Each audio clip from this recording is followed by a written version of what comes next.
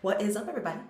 Janelle here with my Bellator 170 recap. It was my first major MMA live event. I saw it at the LA Forum this past Saturday. It was great, but I'll talk about the experience a little bit later. First, let's talk about the fights. I only made one prediction, but real quick, I was there in time for the Gracie Cato decision. Let me know if you agree with that. It went to Gracie in a hail of boos because it was a very low action fight. Next up, the co-main event, which I didn't make a pick for, but it was Paul Daley versus Brendan Ward. It ended in the first round. They were going back and forth, and actually Ward hit first. He stunned Paul with a shot. It seemed like they were going back and forth, pretty competitive, until Paul Daley landed a knee, honey, to the face that knocked Brendan all the way out.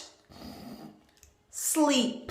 So much so, I'm sure if you were watching it on TV, you saw them go to commercial because they had to take Ward off on a stretcher. I got pictures of that too.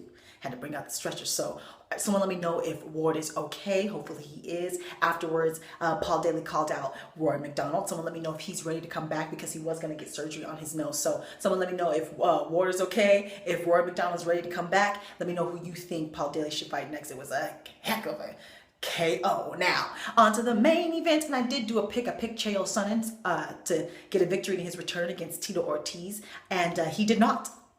And in fact, there was controversy.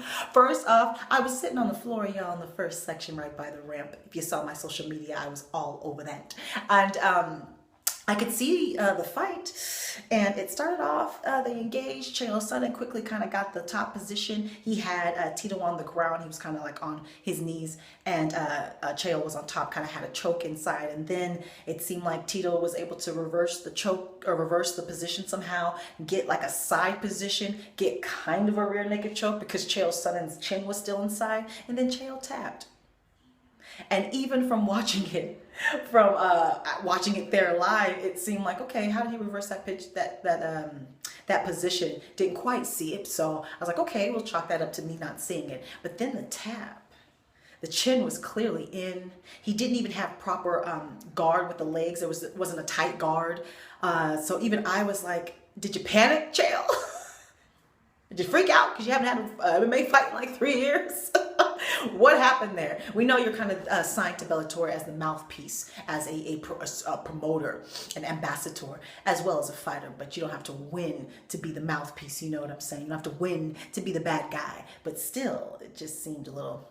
But anyway, kudos to Tito Ortiz. Not going to ask you who he's going to fight next because this was his last fight. He's retiring, so I was honored to have seen his last fight. Didn't know that I was going to be witness to that, so grateful to see that. Thank you, Tito Ortiz, for everything you've done. You are a MMA legend, a UFC legend. He's also a legend behind the scenes. He's one of the first fighters to help other fighters actually demand any kind of money that they get in the first place. So he's actually done a lot for the sport, and so yeah. Thank you, Tito Ortiz, the Huntington Beach bad boy.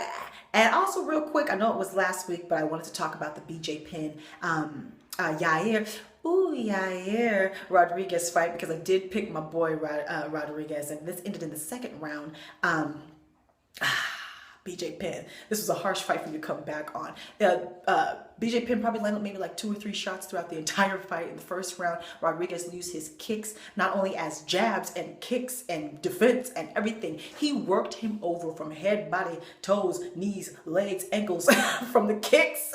He just got the jump on BJ Penn and did not let up. He kicked him all the way around that octagon.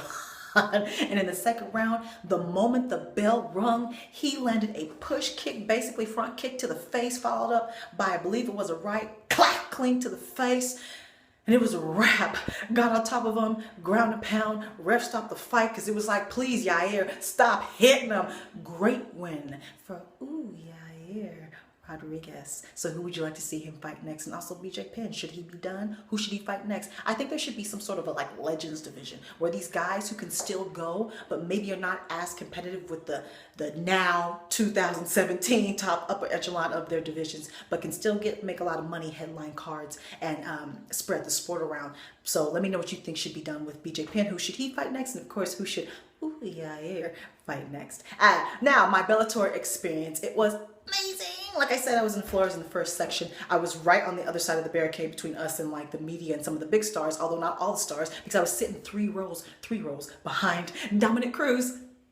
And I blew it. I blew it twice. I blew it a few times. So I blew it. Didn't get a picture with Dominic Cruz. He went out there and was taking pictures and everything. I said, oh, I'll get him back. Didn't get him. He disappeared.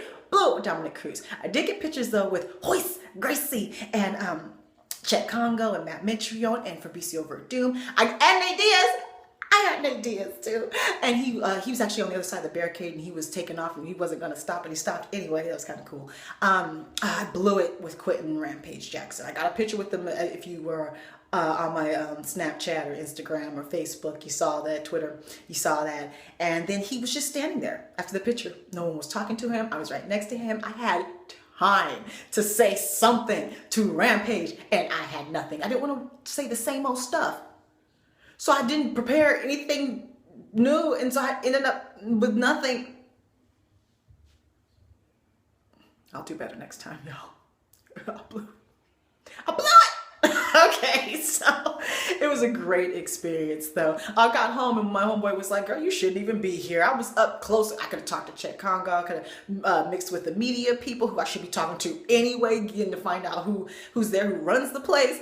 I think I was just kind of like a deer in headlights just being there for the first time in that major setting. So I will definitely not make that same mistake this next time with Bellator. They're really accessible. Someone told me that, and they were right. They're very accessible at Bellator. So I will be going to another main event. I will be down there on the floor again, and I will not blow it.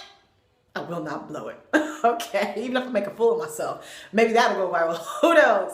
So that's my recap of my event. My first time at a major MMA event. It was awesome. Let me know who you picked to win, how you did on your picks. Let me know what you think about the BJ Penn and Yair. And yeah, let me know about your experiences at any major MMA events that you've gone to, or that you would like to go to, or that you're ready. You already got tickets to go to. So yeah, follow me on Facebook, Twitter, and Instagram. I'm also on Snapchat. Subscribe, like, talk to me. Take care, and goodbye.